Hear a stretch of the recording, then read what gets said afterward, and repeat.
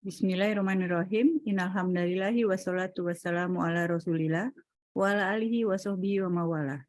Asyhadu an la ilaha illallah wahdahu la syarikalah wa asyhadu anna sayyidina Muhammadan abduhu wa rasulullah nabiyya ba'da. Assalamualaikum warahmatullahi wabarakatuh. Assalamualaikum warahmatullahi wabarakatuh.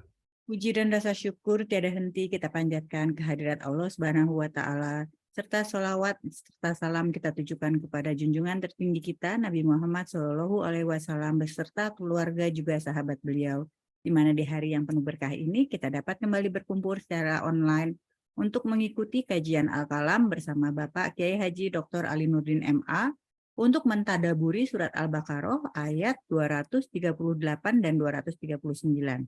Yaitu pentingnya sholat bagi seorang muslim.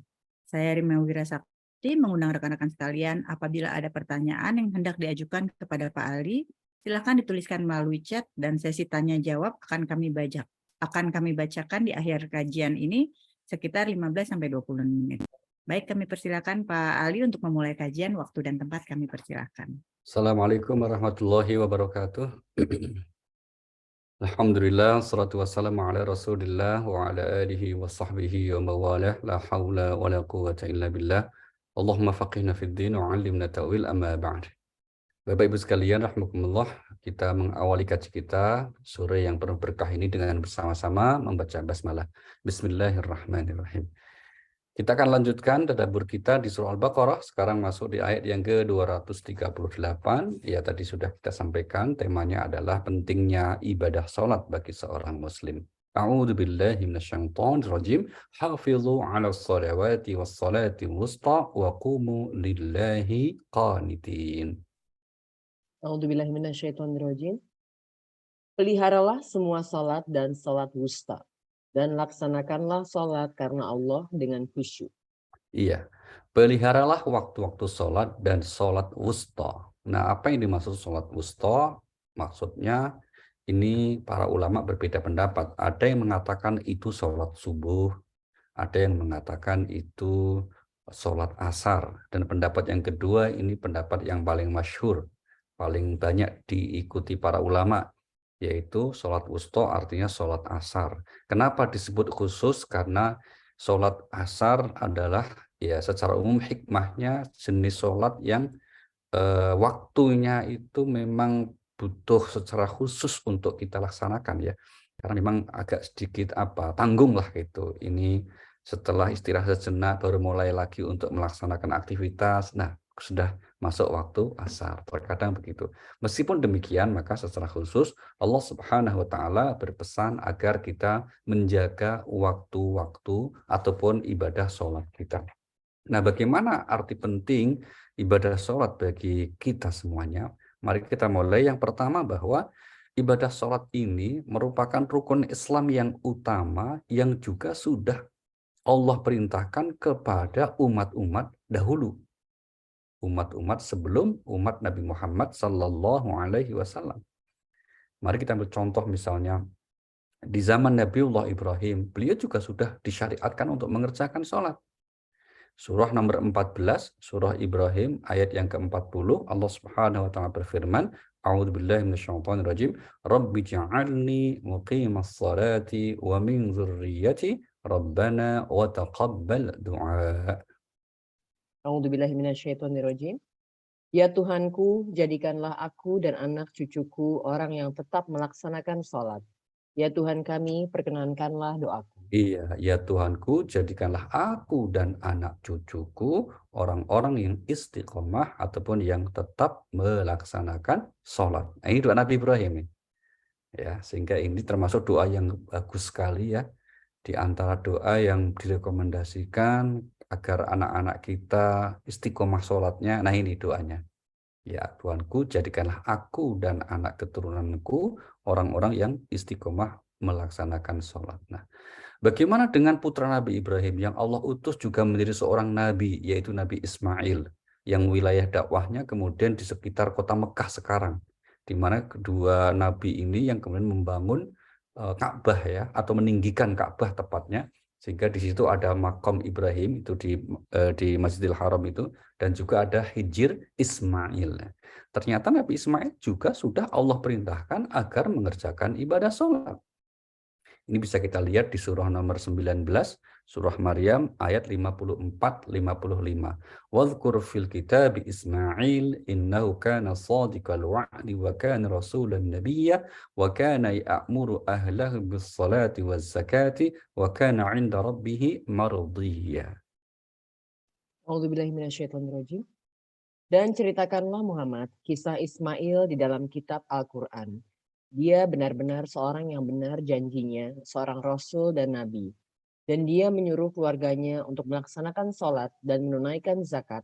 Dan dia seorang yang diridhoi di sisi Tuhan. Iya, dia orang yang diperintahkan atau merintahkan keluarganya untuk mengerjakan sholat dan menunaikan zakat.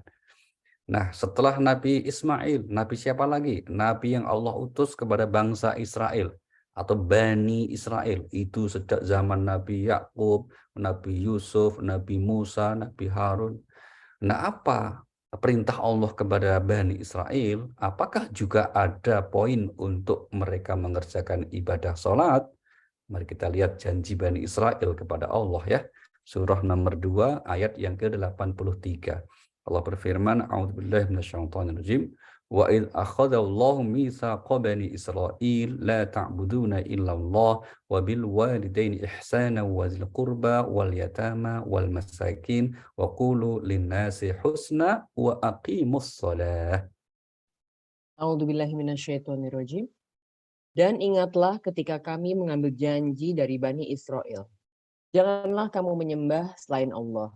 Dan berbuat baiklah kepada kedua orang tua, kerabat, anak-anak yatim, dan orang-orang miskin. Dan bertutur katalah yang baik kepada manusia. Laksanakanlah sholat dan tunaikanlah zakat. Tetapi kemudian kamu berpaling, mengingkari, kecuali sebagian kecil dari kamu. Dan kamu masih menjadi pembangkang. Iya, ini di poin di mana bertutur katalah yang baik dan laksanakanlah sholat. Nah ya, jadi kepada Bani Israel pun yang diutus kepada mereka sekian banyak nabi, nabi-nabi yang juga masyhur di kalangan kita, karena memang juga nabi utusan Allah, mereka untuk mengerjakan sholat. Nah, mungkin kemudian bisa kita buktikan juga bagaimana dengan Nabi Isa alaihissalam. Nah, apakah Nabi Isa itu perintahnya untuk mengerjakan sholat atau melaksanakan kebaktian?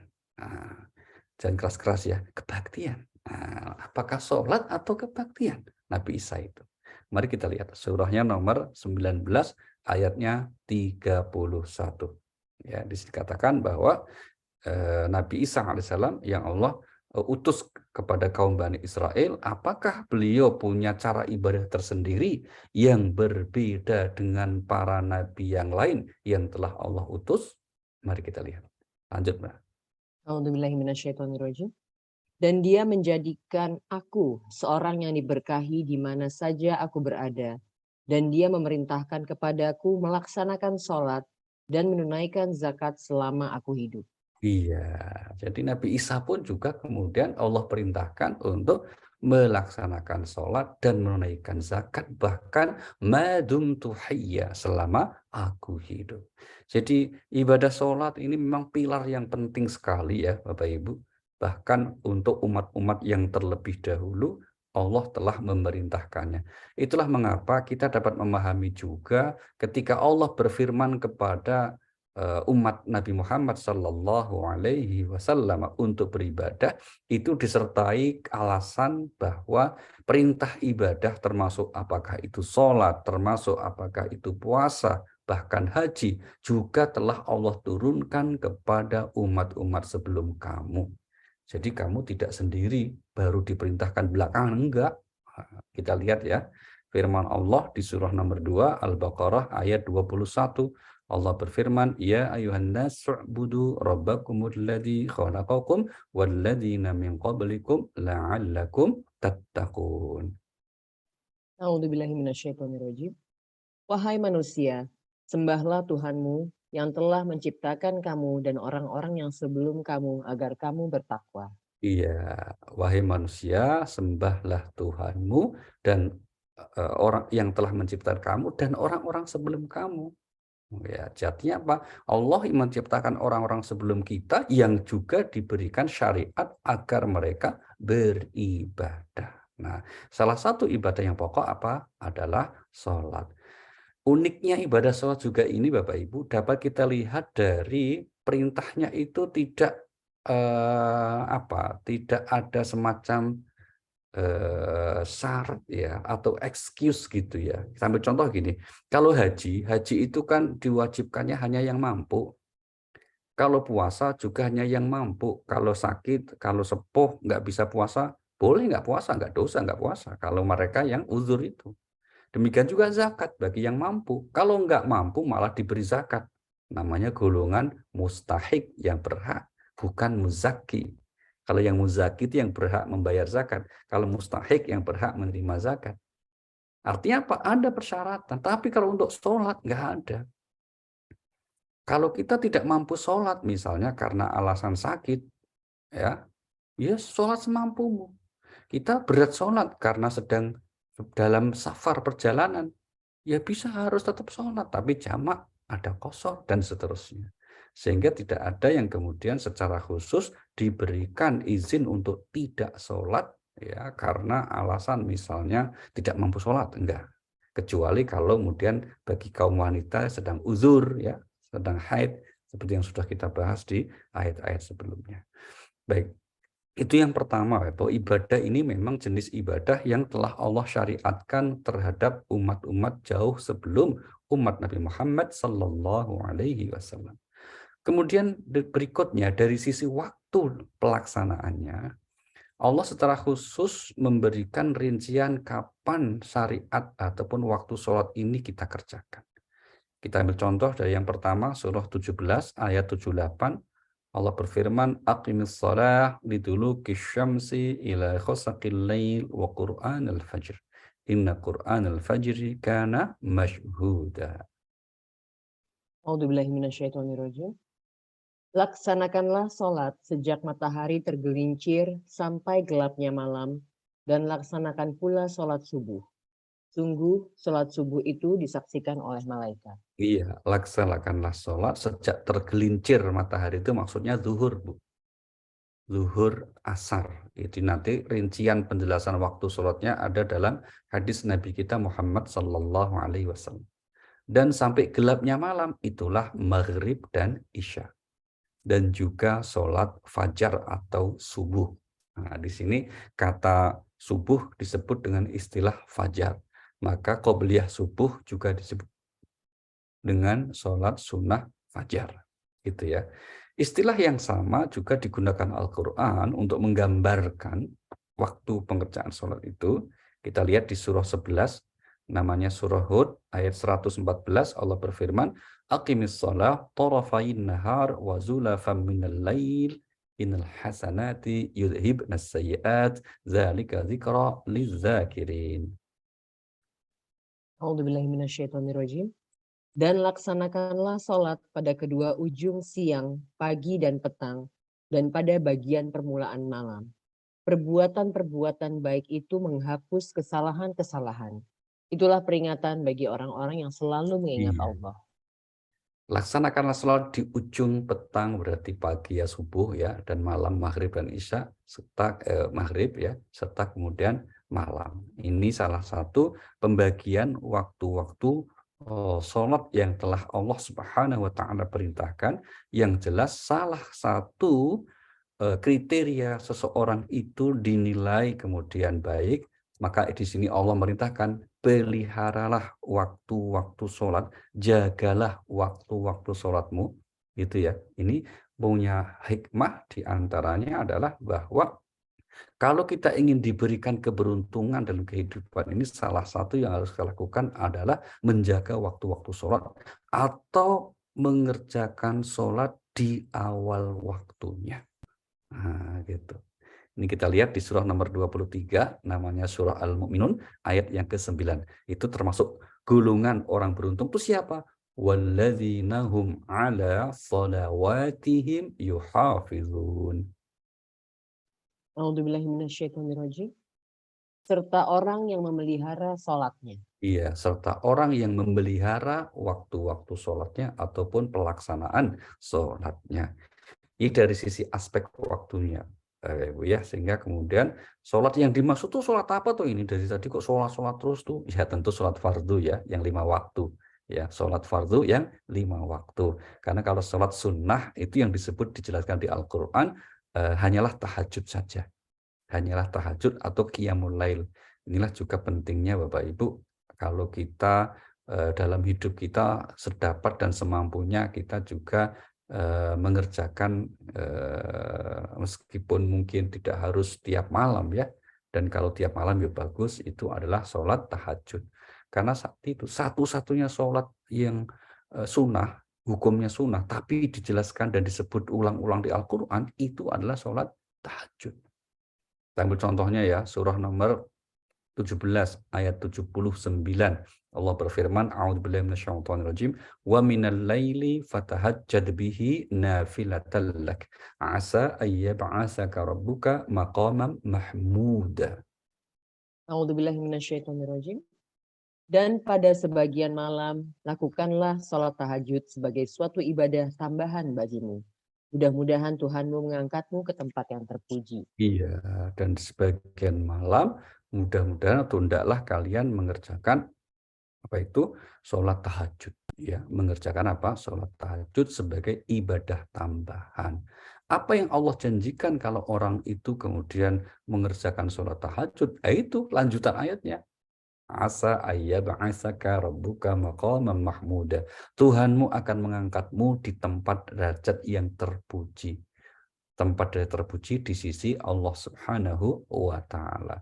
Maka di antara kriteria orang yang disebut berakal sehat, orang yang disebut diberi keberuntungan, itu di antara mereka yang bangun malam untuk mengharap ridho Allah Subhanahu wa Ta'ala.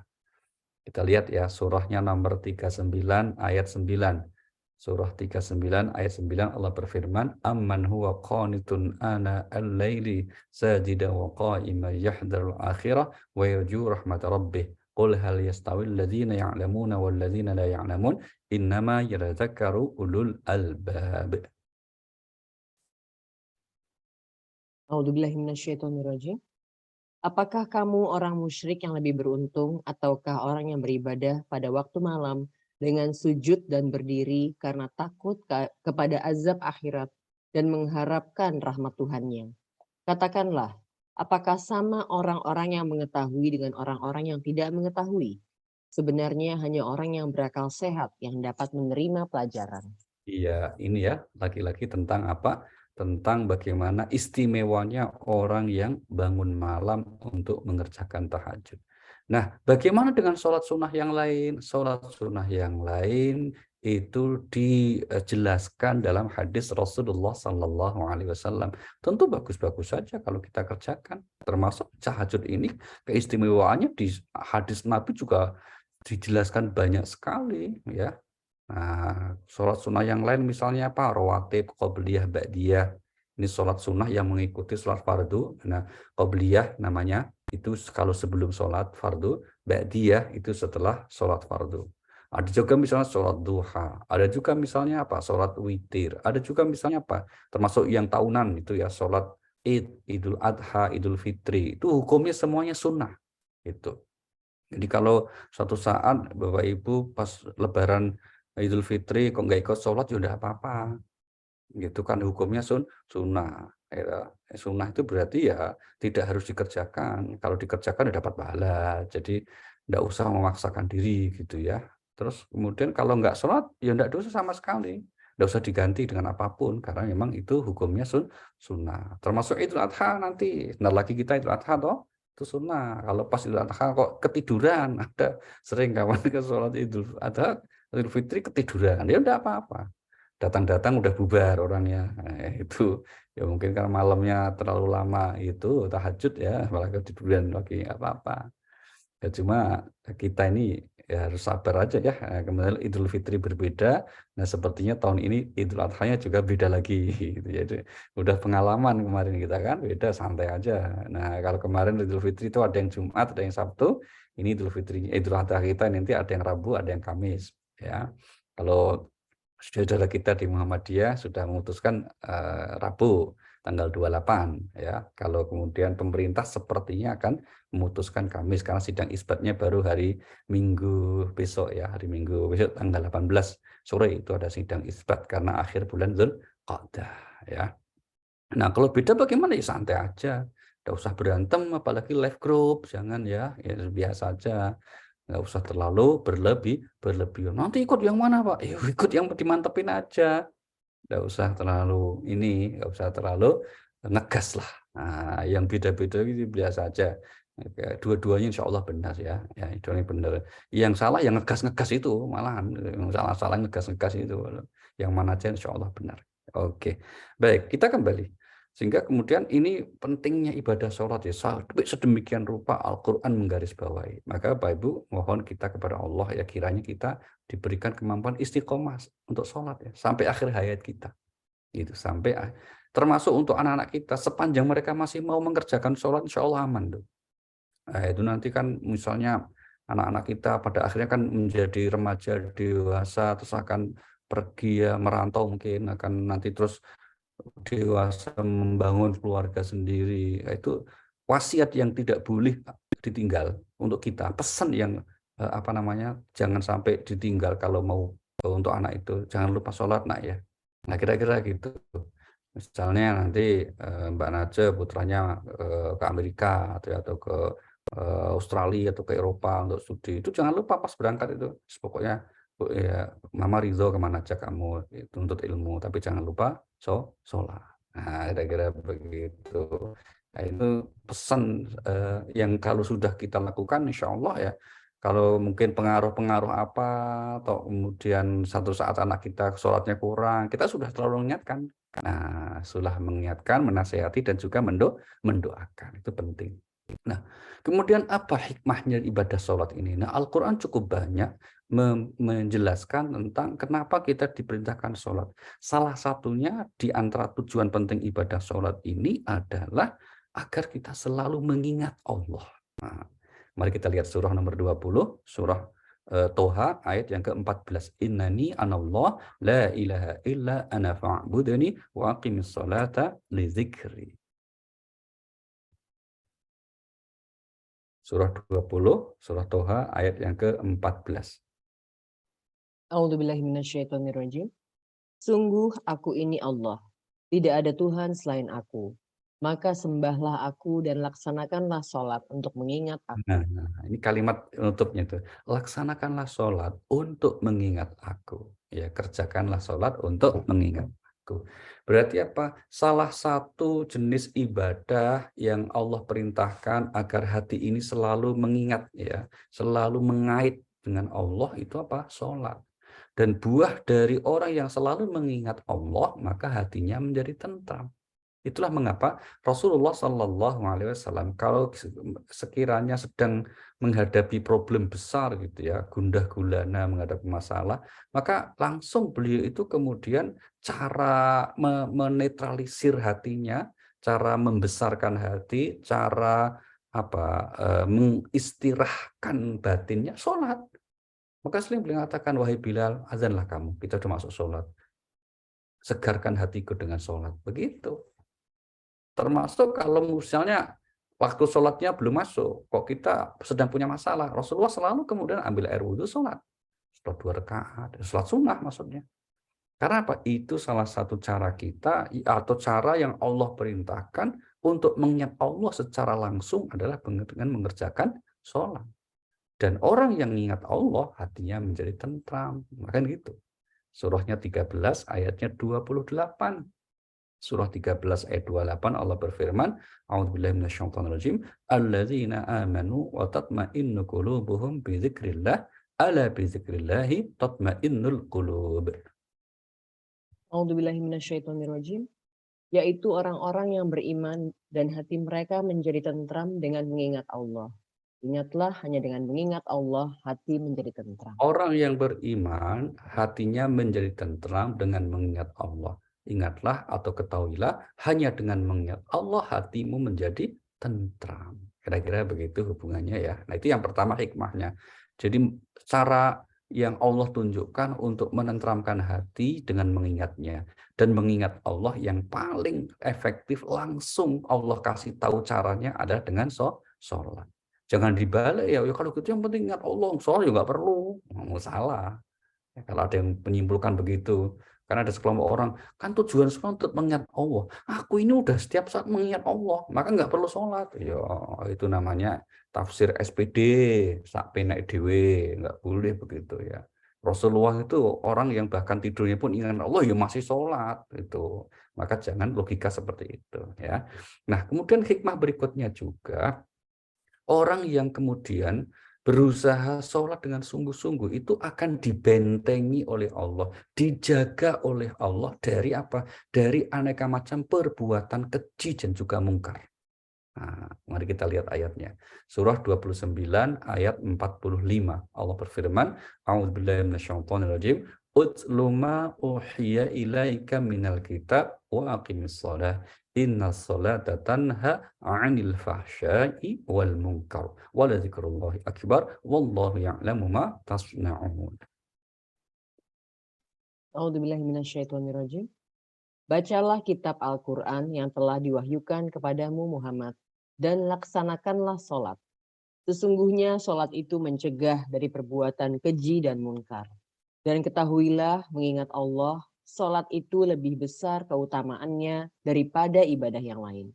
Allah mengetahui apa yang kamu kerjakan. Nah, sesungguhnya sholat itu dapat menjauhkan pelakunya dari perbuatan keji dan mungkar. Perbuatan keji itu apa? Di Al-Quran, contoh perbuatan keji itu ada 3. Ya, ada 3. Yang pertama namanya perbuatan zina. Itu dikatakan oleh Al-Quran sebagai perbuatan keji. Mari kita lihat ayatnya. Surah 17 ayat 32. Allah berfirman, "Wala taqrabuz zina innahu kana fahisha wa sa'a sabila." Itu yang menyebut bahwa perbuatan zina itu salah satu jenis perbuatan yang keji. A'udzubillahi minasyaitonirrajim. Dan janganlah kamu mendekati zina. Zina itu sungguh suatu perbuatan keji dan suatu jalan yang buruk. Iya, zina itu sungguh perbuatan keji dan perbuatan jalan yang buruk. Yang kedua disebut keji itu adalah perbuatan yang disebut menyukai sesama jenis, atau yang mungkin populer LGBT ya, kelompok seperti ini ya.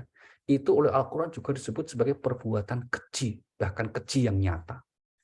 Kita lihat surah nomor 7 Al-A'raf ayat 80-81 dikatakan bahwa waluton id qala liqaumihi atatuna al-fahishata ma sabaqakum biha min ahadin minal alamin.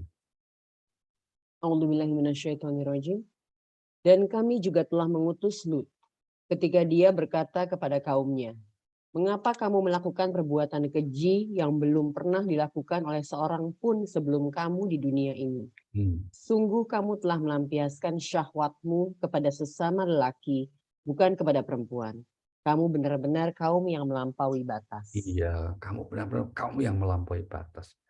Ini contoh perbuatan keji ya, yang seharusnya sekali lagi kalau orang masih atau mau mengerjakan sholat dengan baik, maka insya Allah dijaga dari Allah nih, dari perbuatan keji itu. Ya, termasuk 2 hal ini. Yang ini saya kira perlu perhatian ekstra dari para orang tua ya, karena memang gejala fenomena yang seperti itu cukup mengkhawatirkan di kalangan masyarakat kita sebagai akibat dari globalisasi, di mana di satu masyarakat tertentu bahwa apa yang disebut sebagai kaum penyuka sesama jenis itu dianggap legal, dianggap bukan sebuah aib gitu ya. Nah, sementara dari sisi agama kan disebut sebagai perbuatan keji gitu. Na'udzubillahi min dzalik gitu. Nah, satu lagi ini agak menarik ya. Al-Qur'an ketika menyebut perbuatan keji itu adalah pelit. Nah, sikap pelit itu sebagai perbuatan keji. Kita lihat ya, surah nomor 2 Al-Baqarah ayat 268. Allah berfirman, Asy-syaitan ya'idukumul faqra wa ya'murukum bil fahsya. Wallahu ya'idukum maghfiratan min wa fadla. Wallahu wasi'un alim. A'udzubillahi minasyaitonirrajim. Setan menjanjikan menakut-nakuti kemiskinan kepadamu dan menyuruh kamu berbuat keji atau kikir, sedangkan Allah menjanjikan ampunan dan karunia-Nya kepadamu. Dan Allah Maha Luas, Maha Mengetahui. Iya.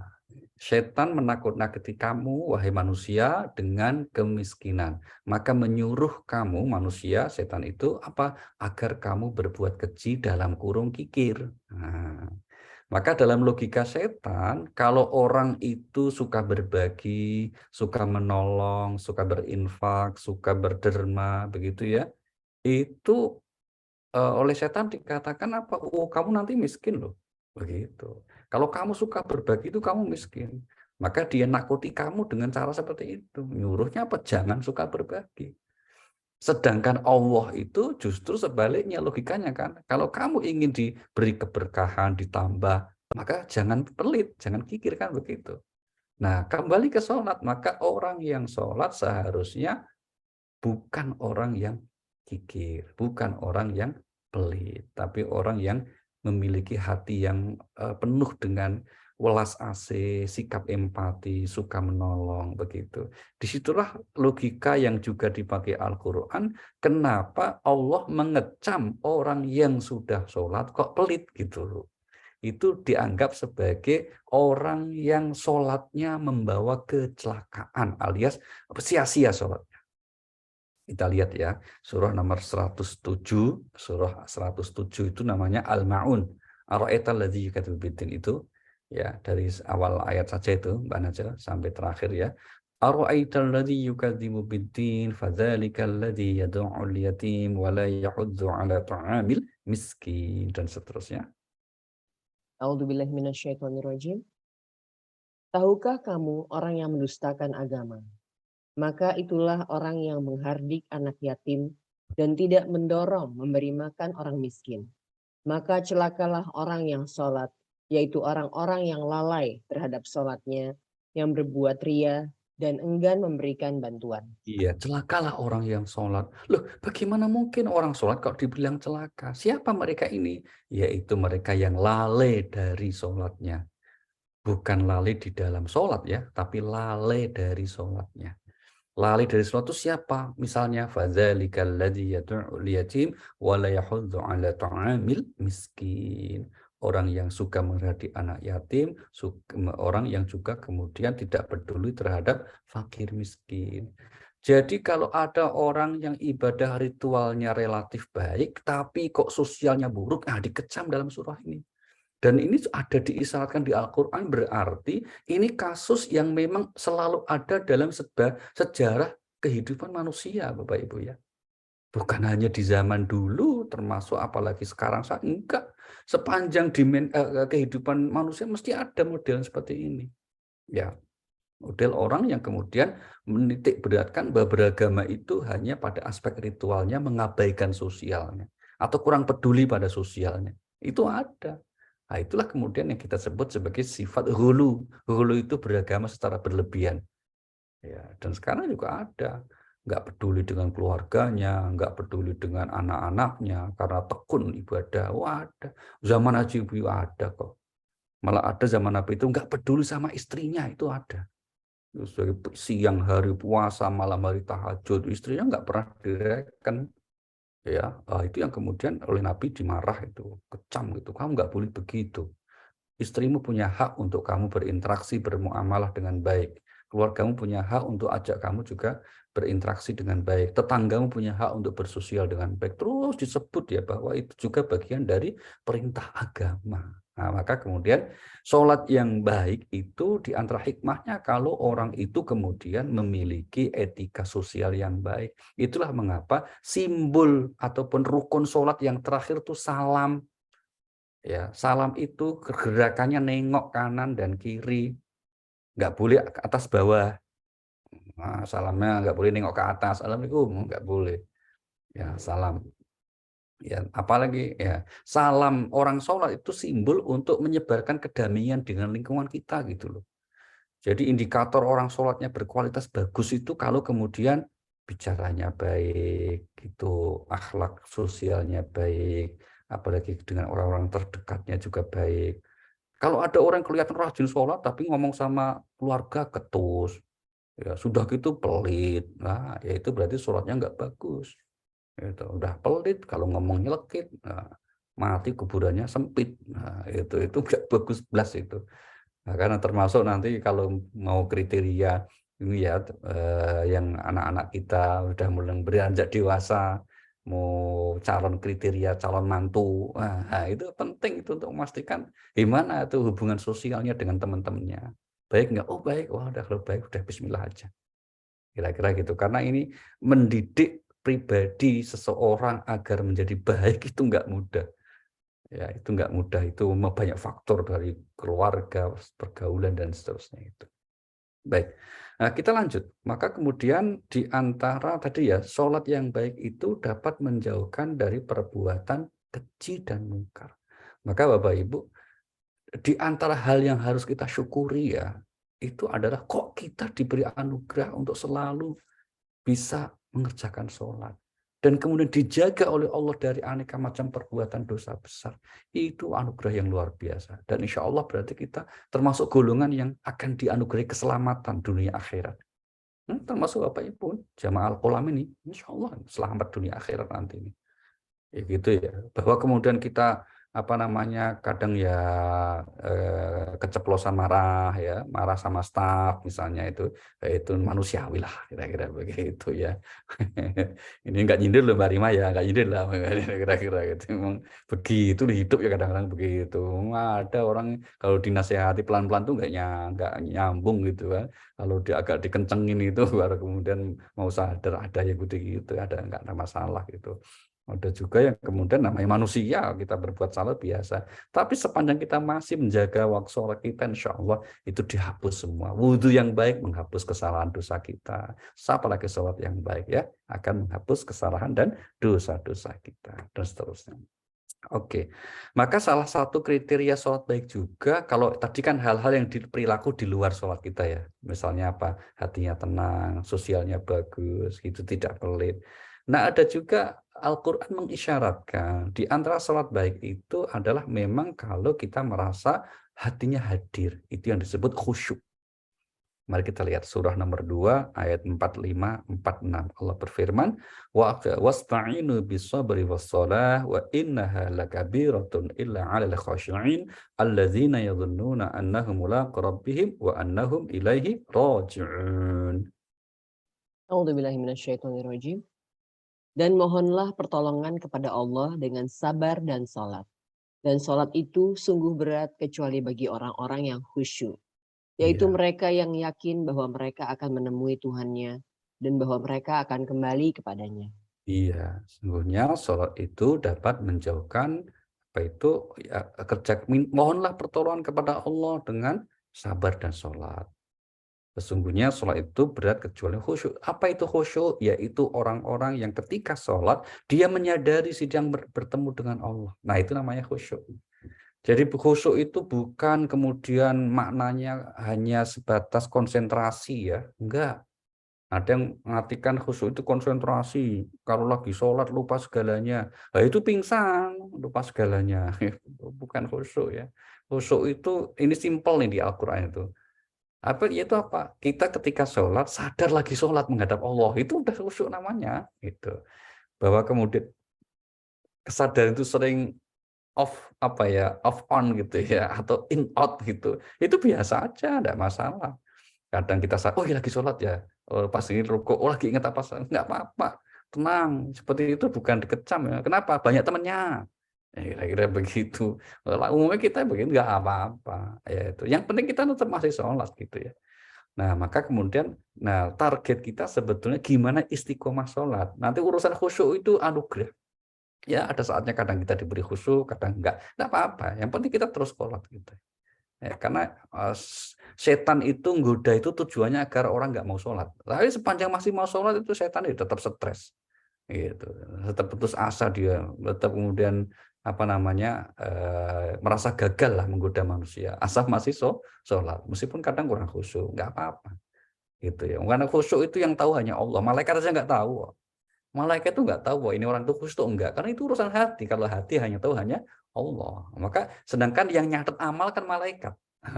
Kira-kira begitu. Yang mencatat amal itu malaikat. Nanti yang ngasih nilai adalah Allah. Wilayahnya kira-kira gitu. Malaikat nggak bisa secara detail mengetahui rahasia-rahasia hati manusia. Karena itu adalah hanya diketahui oleh Allah Subhanahu wa Ta'ala. Maka yang terpenting kita berusaha untuk istiqomah mengerjakannya. Itulah mengapa pentingnya sholat ini sampai Allah menggunakan redaksi perintahnya itu semuanya apa? Aqimus sholat. Ya, satu-satunya perintah sholat di Al-Quran yang tidak disertai kata aqimu itu adalah di surah Al-Kautsar. Inna a'tainakal kautsar fasalli li rabbika wanhar. Itu nggak ada kata aqimunya toh? Nggak ada wa aqimus sholata wanhar, nggak. Tapi langsung fasalli li rabbika wanhar. Kenapa? Karena memang perintah sholat di Al-Kautsar ini yang ditujukannya bukan sholat 5 waktu. Tapi maksudnya ada ibadah secara umum. Karena surah Al-Kautsar turun sebelum syariat 5 waktu sholat Allah perintahkan. Itu ya. Maka sholat di sini maknanya lebih bersifat umum. Oke, kita lanjut satu lagi di ayat 239. Ini masih berkaitan dengan pentingnya sholat bagi seorang muslim. A'udzu billahi minasyaitonir rajim.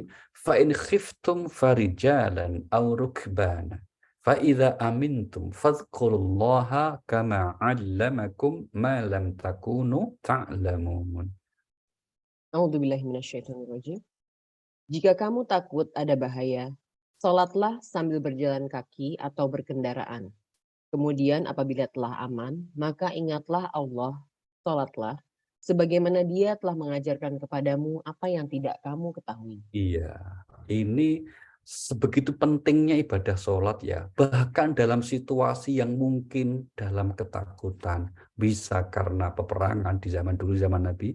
Bisa karena musibah. Tetap ada tuntutan sekaligus tuntunan agar kita mengerjakan ibadah sholat. Namun di sini ada semacam keringanan. Ada semacam cara yang Allah perintahkan tersendiri. Kalau kita sedang sholat dalam situasi ketakutan. Maka disebut dengan istilah sholat khauf. Sholat dalam situasi yang kita dalam perjalanan atau merasa ada ancaman, kira-kira gitu ya. Di ayat yang lain ini lebih dirinci bagaimana cara mengerjakan sholatnya dalam situasi seperti itu. Mari kita lihat surah 4, surah An-Nisa ya, ayat yang ke-102, 103. Allah berfirman, wa idza kunta fihim fa aqamta lahumus shalah faltaqum ta'ifatum minhum ma'aka wal ya'khudhu hidrahum wa aslihatahum. A'udzubillahi minasyaitonirrajim. Dan apabila engkau Muhammad berada di tengah-tengah mereka, sahabatmu, lalu engkau hendak melaksanakan sholat bersama-sama mereka, maka hendaklah segolongan dari mereka berdiri sholat besertamu dan menyandang senjata mereka. Kemudian apabila mereka yang sholat besertamu sujud telah menyempurnakan 1 rakaat, maka hendaklah mereka pindah dari belakangmu untuk menghadapi musuh, dan hendaklah datang golongan yang lain yang belum sholat, lalu mereka sholat denganmu. Dan hendaklah mereka bersiap siaga dan menyandang senjata mereka. Orang-orang kafir ingin agar kamu lengah terhadap senjatamu dan harta bendamu, lalu mereka menyerbu kamu sekaligus. Dan tidak mengapa kamu meletakkan senjata-senjatamu jika kamu mendapat suatu kesusahan karena hujan atau karena kamu sakit, dan bersiap siagalah kamu. Sungguh Allah telah menyediakan azab yang menghinakan bagi orang-orang kafir itu. Iya. Lanjut, Mbak. Baik, Pak. Selanjutnya, apabila kamu telah menyelesaikan sholatmu, ingatlah Allah ketika kamu berdiri, pada waktu duduk, dan ketika berbaring. Kemudian apabila kamu telah merasa aman, maka laksanakanlah sholat itu sebagaimana biasa. Sungguh, sholat itu adalah kewajiban yang ditentukan waktunya atas orang-orang yang beriman. Sadaqallahul adzim. Terima kasih. Mari kita lihat. Ayat 102 itu tuntunan ketika sholat di tengah peperangan yang sedang berlangsung. Ya mungkin di garis belakang, maka sebagian ada yang sholat begitu kan, dan dalam keadaan berjamaah. Caranya begitu. Jadi kalau sudah dapat 1 rakaat, nanti kemudian satu kelompok lagi tetap menghadap ke arah musuh. Nah ini kan berarti ketika saat itu, ini cara kita memahami ayat ya Bapak Ibu ya, konteksnya peperangan itu berlangsung dengan keadaan yang masih sederhana. Yaitu 1 lawan 1, orang lawan orang. Senjata pun sederhana pas saat itu kan. Ya pedang, tombak kan begitu. Maka cara sholatnya begitu. Ketika di era sekarang, di mana peperangan itu tidak lagi dalam jarak dekat seperti itu, maka tentu maksudnya adalah berarti ya kita meskipun dalam situasi apapun, jangan tinggalkan sholat. Maksudnya begitu. Sekarang termasuk kalau kita sedang dalam situasi peperangan, dalam situasi yang berat. Nah, sehingga kemudian yang ada itu bentuk keringanan-keringanan dari Allah. Misalnya kalau sedang dalam di ayat ini ya, sholat di perjalanan, ya sholat semampu kita di perjalanan. Sholat di atas kendaraan, ya udah. Salah satu ketentuan kalau kita sholat di atas kendaraan itu misalnya apa? Ya tidak memungkinkan kita untuk kemudian kan di antara syarat sahnya sholat itu menghadap kiblat. Ya toh, kita menutup aurat, menghadap kiblat, tempatnya suci, ya kita bersuci itu namanya syarat sah sholat. Dalam situasi normal itu. Tapi kalau di atas kendaraan, maka boleh menghadap kemana saja.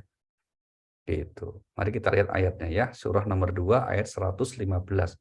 Allah berfirman, "Walillahil masyriq wal maghrib fa aynama tuwallu fasamma wajhullah innallaha wasi'un alim." A'udzubillahi minasyaitonirrajim. Dan milik Allah timur dan barat. Kemanapun kamu menghadap, di sanalah wajah Allah. Sungguh Allah maha luas, maha mengetahui. Iya, semuanya milik Allah. Maka kemanapun aja menghadap, maka itu adalah Allah maha mengetahui alias boleh itu. Sehingga kalau kita sedang naik pesawat, ya terus waktu sholat sudah masuk, udah langsung sholat di atas pesawat. Dan tidak perlu nanya kiblatnya mana. Kalau kita sedang naik kendaraan, apakah mobil atau kereta atau bus ya, sholat di atas kendaraan itu seperti kata firman Allah ini, wa in khiftum farijalan aw rukbana, ya maka kemudian kita dianjurkan sholat sesuai dalam kondisi kita masing-masing. Nah, sebagian kita mungkin ini belum terbiasa ya kita sholat di kendaraan itu, karena memang kalau di negara kita ini kan tidak ada kesulitan secara umum untuk mencari tempat sholat ya untuk istirahat sekaligus misalnya kalau kita sedang traveling, apalagi bawa mobil sendiri, kita masuk ke pom bensin atau SPBU gitu ada tempat sholat, maka kita milih seperti itu bagus-bagus saja. Tapi seandainya kita memutuskan untuk tetap sholat di atas kendaraan ya di mobil kita, ya boleh-boleh saja. Tayamum langsung sholat sudah sah. Itu ya. Sehingga ini untuk menunjukkan apa? Pentingnya dalam setiap kondisi apapun, kita sebagai seorang hamba itu mengaitkan hati kita dengan Allah Subhanahu wa taala ya, sebagai perwujudan bahwa kita selalu membutuhkan Allah melalui ibadah sholat. Karena memang manusia selalu butuh Allah. Allah nggak butuh apapun dari manusia. Surah 35 ayat 15 Allah berfirman demikian. Ya ayuhan nas antumul fuqara ilallah wallahu wal ghaniyul hamid. A'udzubillahi minasyaitonirrajim. Bentar Pak, maaf, salah 35 saya bacanya. Ya, 35 ayat 15, Pak. 35 ayat 15 ya Pak. A'udzubillahi minasyaitonirrajim. Wahai manusia, kamulah yang memerlukan Allah. Dan Allah dialah yang maha kaya, tidak memerlukan sesuatu, maha terpuji. Iya, wahai manusia, kamulah yang membutuhkan Allah. Kamulah yang memerlukan Allah. Sedangkan Allah maha kaya, terpuji, tidak membutuhkan apapun dari manusia. Nah ini salah satu penguat kita ya, bahwa sholat itu sebetulnya kebutuhan kita, kebutuhan rohani kita. Kalau jasmani kebutuhannya ya makan, minum, istirahat, seterusnya. Maka rohani kebutuhan kita adalah ingat kepada Allah. Dan ingat kepada Allah yang paling utama adalah mengerjakan sholat. Maka di antara kriteria orang yang baik itu, menurut Al-Quran, orang yang bukan sepanjang waktu sholat, bukan. Ya sholat tetap biasa aja 5 waktu, ditambah yang sunnah-sunnah. Tapi di tengah kesibukannya, menjalani aktivitas hidupnya, pekerjaannya, orang tersebut dalam hatinya tidak pernah melalaikan untuk tetap komitmen dengan sholatnya. Itu namanya orang baik. Kita lihat ya, surah nomor 24 ayat 37. Allah berfirman di ayat ini, Rijalul la tulhihim tijaratu wa la bai'un an dzikrillah wa iqamis shalah wa ita'iz zakah yakhafuna yawman tataqallabu fihi al-qulubu wal absar. A'udzubillahi minasyaitonirrajim. Orang yang tidak dilalaikan oleh perdagangan dan jual beli dari mengingat Allah, melaksanakan sholat dan menunaikan zakat. Mereka takut kepada hari ketika hati dan penglihatan menjadi guncang, itu adalah hari kiamat. Iya. Orang yang tidak dilalaikan di tengah kesibukan hidupnya dari mengingat Allah dan mengerjakan sholat. Dari mengingat Allah dengan mengerjakan sholat. Ini berarti apa Bapak Ibu? Ketika Allah mensyariatkan sholat 5 waktu ya, dalam kehidupan kita selalu kita kaitkan niat hati kita bahwa aktivitas kita itu pada hakikatnya adalah potongan-potongan waktu untuk menunggu waktu sholat. Wah, itu sudah sepanjang hidup kita ibadah itu nilainya itu. Ya, seperti sekarang kita kajian ini bagian dari nunggu waktu sholat maghrib ya. Nanti setelah maghrib kita kerjakan, kita kemudian aktivitas biasa lagi sebagai bagian dari ikhtiar menunggu waktu sholat isya. Jadi keren sekali, hidup kita itu luar biasa, Masya Allah, berkah sekali. Kalau kita meniati bahwa kita menjalin aktivitas sehari-hari itu, hati kita niat bahwa ini menunggu waktu sholat. Maka bagi kita silakan kita berada di tempat aktivitas yang menjadi tupoksi hidup kita, ya menjadi pekerja profesi kita. Apapun kita, siapapun, yang pegawai beraktivitas di kantornya, yang petani beraktivitas di sawahnya, yang pengusaha di tempat usahanya, terus tapi dalam hatinya kok dihadirkan sebuah niat kesadaran, ini semua untuk nunggu waktu sholat, maka itu hidupnya akan selalu diberkahi, dan kalau Allah memanggilnya di momen-momen seperti itu, husnul khotimah. Nah, karena dia sedang menunggu waktu sholat. Nah, jadi itu maknanya ya, sholat untuk mengingatku itu begitu. Jadi bukan berarti kita sepanjang waktu kita sholat, terus kemudian nggak kerja, nggak usaha, terus melalaikan kehidupan atau aktivitas dunia, enggak. Tapi aktivitas kita tetap normal kita jalani karena memang kita sedang hidup di dunia. Maka yang goes ya tetap goes, yang olahraga ya di gym ya gym ya, di tempat nge-gym ya tetap biasa aja gitu. Tapi kemudian kita selalu memasang niat bahwa kita ini menjalaninya itu sebagai bagian dari untuk syukur kita. Nanti kemudian kita ingat waktu sholat untuk kemudian lapor menghadap Allah Subhanahu wa Ta'ala. Nah, itu kan keren banget ya, insya Allah kalau itu bisa kita laksanakan, maka kita akan dicatat sebagai orang-orang yang selalu mengingat Allah. Dan kalau kita selalu mengingat Allah, hidup kita menjadi tentram, jiwa kita menjadi damai. Itulah potret gambaran orang yang bahagia di dunia dan kelak nanti di akhirat, insya Allah. Oke, demikian Bapak Ibu. Silakan kita kembali ke Mbak Rima untuk kita lanjutkan dengan segmen berikutnya. Monggo Mbak. Baik, terima kasih Pak Ali. Untuk teman-teman yang ingin bertanya, silakan dituliskan melalui chat dan nanti insya Allah akan saya bacakan kepada Pak Ali. Pak Ali, saya tuh pengen nanya ya, kan sering banget nih orang-orang mengutip begini nih Pak, katanya, benarkan sholatmu dan Allah akan membenarkan kehidupanmu gitu Pak.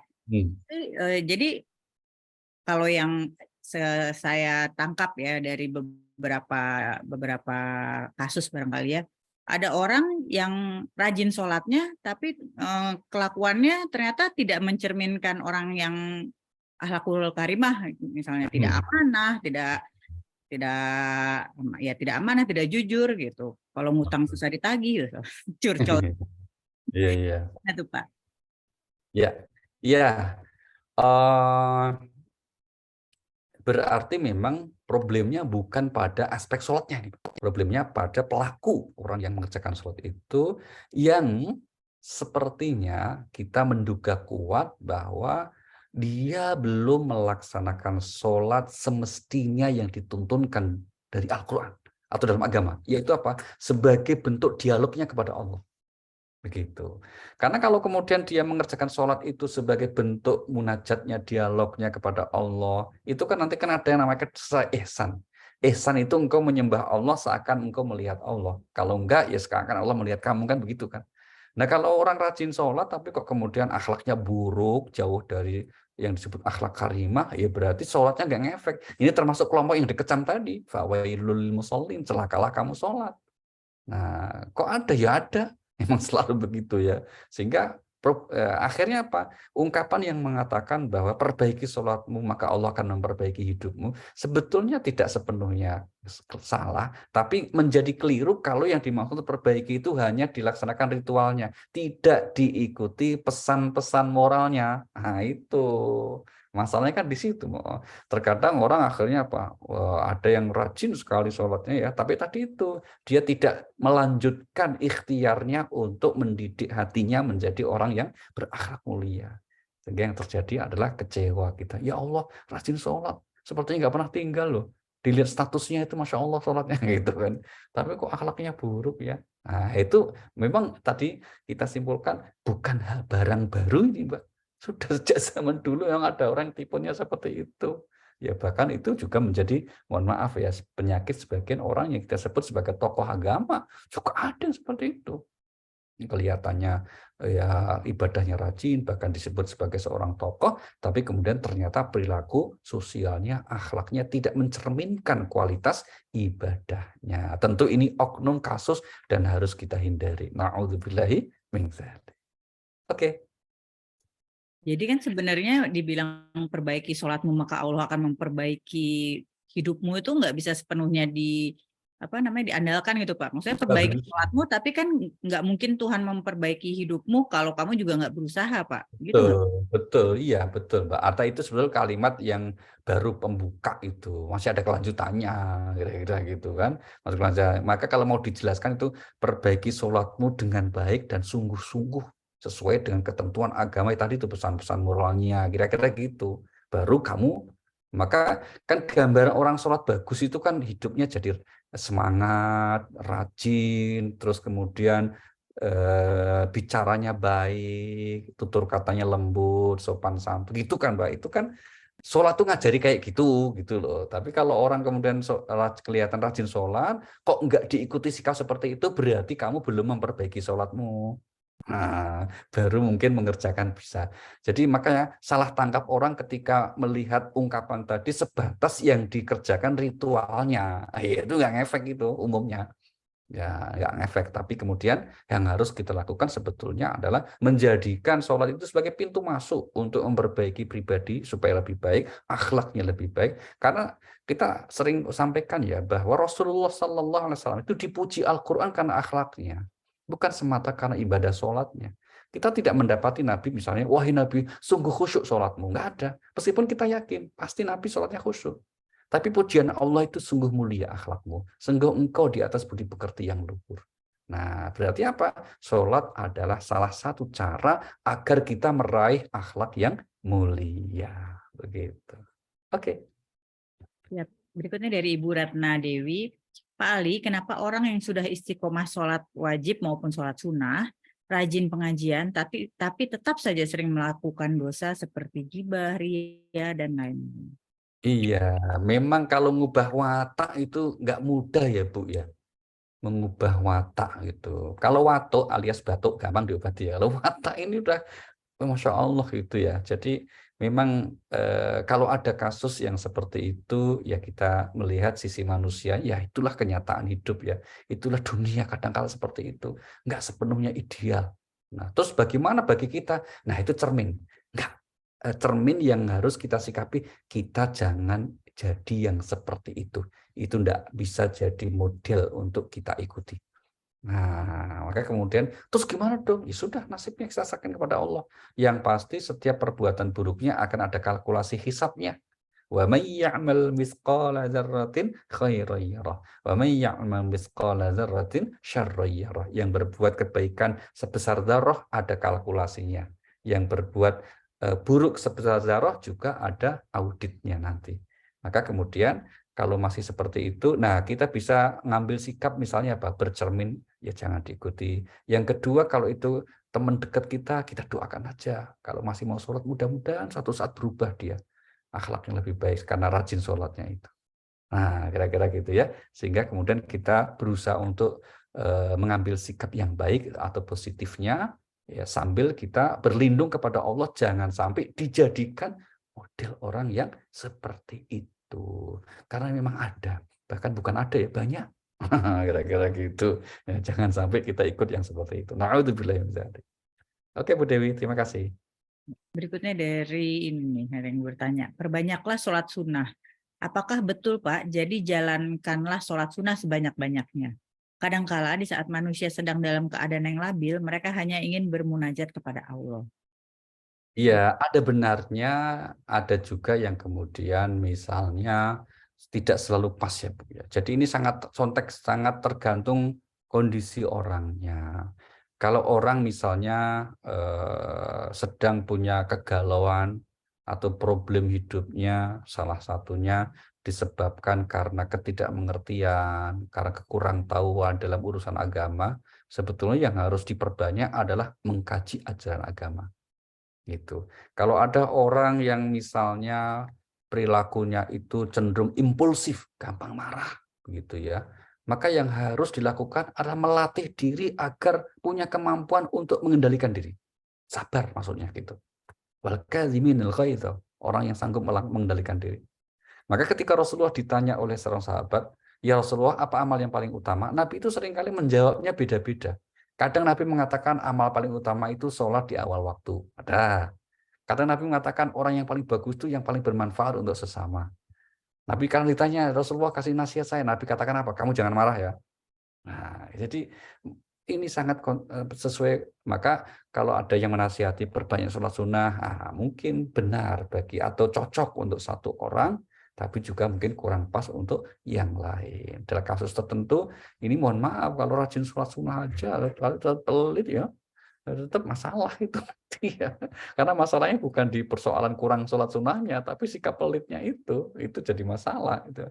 Maka nasihatnya apa? Kamu jangan pelit. Nah, kira-kira gitu. Jadi ini sangat kontekstual, sangat kondisional sekali. Nah, tapi secara umum begini. Secara umum kalau orang itu problem dalam kehidupannya ruwet dan rumit, misalnya kita ketemu misalnya kawan seperti itu ya, maka yang pertama kali harus kita nasihatkan, perbaiki hubunganmu dengan Tuhan. Itu aja dulu. Ya, perbaiki hubunganmu dengan Tuhan. Entah bagaimana dengan sholatnya atau munajatnya atau apalah. Pokoknya kamu harus berusaha punya sandaran. Karena ada yang kamu seperti itu, hidupnya kok sekalian itu seperti sudah terjatuh ke timpa tangga, itu berat sekali. Hubungan keluarganya ya masalah, orang tuanya dengan ya persoalan, dengan teman ya problem. Ini kan kayaknya kan nggak ada baik-baiknya sama sekali. Maka yang harus dilakukan pertama kali, coba perbaiki hubunganmu dengan Tuhan, dengan Allah Subhanahu wa taala. Ya kalau kita dimulai dari sisi ibadah sholatnya. Nah, itu yang bisa kemudian pelan-pelan ya, dimulai dari yang sederhana bisa kita mulai. Apa sih kasus paling utamanya ini? Setiap individu tentu akan punya problem yang berbeda-beda, ujian hidup yang bermacam-macam. Begitu. Oke. Kali kalau tadi dibilang bahwa misalnya ada orang yang kayaknya hidupnya ruwet banget, bermasalah dengan ini, dengan bermasalah dengan itu, ada masalah ketimpa masalah lagi. Itu kan tadi kata Pak Ali, perbaiki hubunganmu dengan Tuhan. Tapi ada juga yang bilang, wah jangan kurang sedekah tuh. Gimana tuh Pak? Bisa Sebenarnya. juga Mbak. Cuma kemudian itu jangan tuduhan ya. Jangan tuduhan. Kalau misalnya orang menuduh kan ya nggak tahu juga benernya ya kan, itu kan mengira-ngira. Maka kata kuncinya lebih tepat ya, perbaiki hubungan dengan Tuhan, termasuk perbaiki hubungan dengan sesama gitu. Dengan sesama hablum minallah kan simbolnya di antara bersedekah. Mungkin kamu selama ini kurang peduli dengan dengan lingkungan, dengan keluarga. Cobalah perbaiki hubungan kamu. Ini kan lebih soft ya Mbak ya, lebih kemudian bisa bisa lebih luas tergantung situasi masing-masing. Atau jangan-jangan problemnya karena hubunganmu dengan istri. Wah, itu bisa juga itu, Pak. Orang akhirnya misalnya pas, "Oh, ini kenapa bisnis saya kok nggak lancar-lancar?" Misalnya itu. Gimana sih kamu dengan istri? Lalu kamu ngomongnya ketus terus, nggak ngargai istri, ya bisa jadi itu. Sebaliknya kalau orang itu menghormati istrinya, terus dengan istri itu menguwongke gitu loh, Mbak. Menguwongke itu artinya menghormati ya, tidak tidak menyakitinya, maka insya Allah itu Allah akan menolongnya, akan membantunya. Termasuk tentu di sini salah satu aspek saja itu. Tapi itu yang betul itu. Rasulullah kan mencontohkan begitu. Nabi itu menjadi pribadi yang apa namanya, ya, contoh kesuksesan dalam kehidupan apapun, aspek apapun, salah satunya ya kehidupan bagaimana beliau menghormati istrinya. Nah, itu yang kita aja nirunya agak berat itu. Saya belum pernah meniru Nabi itu. Bayangkan Nabi itu kalau istrinya naik onta, naik kuda gitu ya, itu tuh kalau naik ya dinaikkan, turun dibantu gitu loh, Mbak. Ya kalau sekarang kan kalau suami itu harusnya kalau pergi sama istri kan, misalnya suami sopir itu kan harusnya suaminya turun dulu, terus bukain pintu untuk istri. Nah, kira-kira begitulah, misalnya kira-kira gitu. Tapi kan itu waduh, belum pernah saya praktekkan itu, kira-kira itu. Bukain pintu ke istri itu belum pernah kira-kira gitu. Nah, itu berat ya, kalau bisa mantep banget itu, kira-kira gitu. Bisa mantep atau bisa malah istri curiga, "Loh, kenapa ini kok beda?" Kira-kira gitu ya. Wallahu a'lam. Oke, makasih, Mbak. Biasanya malah suruh buka pagar Pak saya. Gitu. Aduh, jadi curcol. Paling kan tadi katanya kalau misalnya Nabi atau siapa gitu, kita lagi ada masalah atau lagi ruwet gitu, terus kita sholat sunnah apa aja gitu, setiap saat gitu bisa sholat sunnah. Itu sholat sunnah apa ya Pak namanya? Terus misalnya Hajat, Mbak. kan kita misalnya nih Pak, sholat sunnahnya kan nggak boleh setelah asar sampai maghrib itu kan nggak ada sholat sunnah kan Pak? Betul. Atau ada sholat sunnah yang masih boleh? Nah, nggak ada, Mbak. Tapi kalau yang langsung ya nggak ada. Misalnya Kak, kita selesai sholat asar, langsung sholat sunnah itu nggak ada. Atau sholat subuh, langsung sholat sunnah itu nggak ada. Tapi kalau di antara waktu itu kita pengen sholat sunnah, ada, boleh. Gitu ya. Contohnya misalnya kita apa namanya, sudah sholat asar di kantor nih. Ya, kita segera pulang karena rumahnya dekat, terus pulang ke rumah, terus kemudian, aduh ini kok kurang nyaman ya, langsung ya Allah, berdoa dengan sholat sunnah, boleh. Gitu, sholat sunnah hajat namanya. Ya, sholat sunnah hajat. Jadi yang dilarang itu ketika bukan di aspek waktunya Pak, tapi berkaitan dengan sholat asarnya itu, dengan sholat subuhnya itu. Jadi kalau kita selesai sholat subuh kok langsung sholat sunnah ya itu nggak ada. Ya, tapi kalau kemudian di waktu-waktu tersebut ada hajat yang memang, contohnya ada hajat itu bukan hanya sholat sunnah pribadi ya, termasuk misalnya sholat jenazah. Itu sholat jenazah boleh dilaksanakan setelah asar atau setelah subuh, karena ada hajatnya di situ. Maka kalau kita di Masjidil Haram, meskipun sholat asar, ada kan sholat jenazah. Ya, demikian juga habis sholat subuh ada sholat jenazah karena memang itu ada hajatnya yang kita lakukan. Termasuk kalau kita kemudian misalnya kita pribadi tidak melaksanakan sholat ba'diyah asar, ba'diyah subuh nggak ada. Tapi kalau di momen tertentu, wah kita perlu ini menghadap Allah langsung nih di waktu-waktu tersebut memohon kepada Allah. Misalnya contohnya kita dari bepergian, karena salah satu sunnahnya itu kita misalnya dari safar, contoh kita dari umroh misalnya atau dari haji, pulang umroh, pulang haji itu kan disunahkan tuh. Kalau rumah kita dekat masjid, kita ke masjid dulu sholat sunnah, baru ke rumah kan begitu ya. Kalau Nabi itu kan rumahnya nempel masjid emang, jadi kemudian Nabi selalu ke masjid dulu sholat sunnah, terus baru ke rumah. Nah, itu sholat apa itu? Itu namanya sholat sunnah kudum namanya. Kedatangan kita dari safar kita. Contohnya begitu. Oke. Iya. Tadi saya mau nanya apaan ya Pak, kok saya lupa. Ya, tapi kayaknya tadi pertanyaan terakhir Pak, barangkali bisa ditutup dengan doa. Makasih ya Bapak Ibu. Mari kita hadirkan niat baik kita semuanya dengan keikhlasan hati kita. Ini majelis yang berkah, majelis yang insya Allah setiap permohonan kita dikabulkan oleh Allah. Mungkin ada kerabat saudara yang sedang sakit, semoga Allah beri kesembuhan. Yang sedang punya kesulitan, Allah beri kemudahan, yang punya hajat yang baik Allah kabulkan. Ala hadhihi niyyah al-Fatihah. A'udzubillahi minasyaitonirrajim. Bismillahirrahmanirrahim. Alhamdulillahirabbil alamin, arrahmanirrahim, maliki yaumiddin. Iyyaka na'budu wa iyyaka nasta'in. Ihdinas siratal mustaqim, siratal ladzina an'amta 'alaihim ghairil maghdubi 'alaihim waladdallin. Amin. Amin amin ya rabbal alamin. Terima kasih. Wassalamualaikum warahmatullahi wabarakatuh. Waalaikumsalam warahmatullahi wabarakatuh. Subhanakallahumma wa bihamdika asyhadu an la ilaha illa anta astaghfiruka wa atubu ilaik. Terima kasih banyak Pak Ali atas ilmu yang tentunya sangat bermanfaat untuk kami. Kajian yang akan datang insya Allah akan diadakan pada bulan Juli, waktu dan tanggalnya akan kami sampaikan di kemudian hari. Terima kasih banyak atas perhatian dan waktunya Bapak Ibu sekalian. Mohon maaf apabila ada kekurangan dan hal-hal yang kurang berkenan. Semoga kita semua senantiasa dalam rahmat, keberkahan, dan ridho Allah Subhanahu wa Ta'ala. Tidak lupa juga Bapak Ibu sekalian, kami mohon doa restunya untuk Rumah Tahfiz Al-Kalam yang insya Allah akan beroperasi di pertengahan bulan Juli ini, bekerjasama dengan Pesantren Nurul Quran pimpinan Pak Ali Nurdin. Saya Rima Wirasakti, Diana Muhdi, Rati, dan Nadia Laras undur diri. Wassalamualaikum warahmatullahi wabarakatuh. Waalaikumsalam warahmatullahi wabarakatuh. Terima kasih, mohon izin.